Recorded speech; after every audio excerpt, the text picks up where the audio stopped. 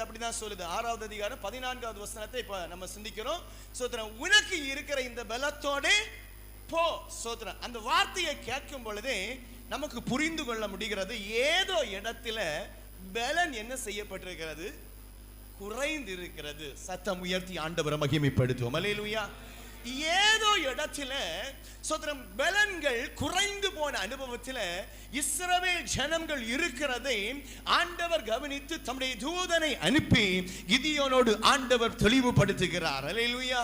இந்த பகல் வேளையிலும் தேவ சமூகத்திலே பலவிதமான அனுபவத்திலே சோதரம் பலவீனப்பட்டு பலத்தில் குந்தி போன அனுபவத்தோடு எனக்கு யார் பலம், என்னை யார் பலப்படுத்துவார், எனக்கு யார் ஆதரவாக நிற்பார், என்னுடைய வாழ்க்கையில என்றைக்கு ஒரு மறுமலர்ச்சி உண்டாகும், என் ஜீவிய சூழ்நிலையிலே எனக்கு என்றைக்கு ஒரு மாறுதல் உண்டாகும் என்று சொல்லி பல கேள்விக்குறியோடு இன்னைக்கு வந்திருக்கிறீங்கன்னா, இன்றைக்கு கர்த்தருடைய ஆவியானவர் தெளிவாக உங்களை பார்த்து சொல்லுகிறார் ஒரு காரியம், இன்றைக்கு நீங்கள் இவ்விடம் விட்டு எழும்பும் பொழுது ஒரு புது பலனை பெற்றுக் கொண்டவர்களாக கர்த்தர் உங்களை வல்லமையாய் நிரப்பி தம்முடைய பலத்தினால் இடை கட்டி கர்த்தருடைய சமூகத்தில் உங்களை ஆறுதல் படுத்தி உங்களை தேறுதல் படுத்துகிற ஒரு பகலாக மாற்றப்பட போகிறது. ஹல்லேலூயா.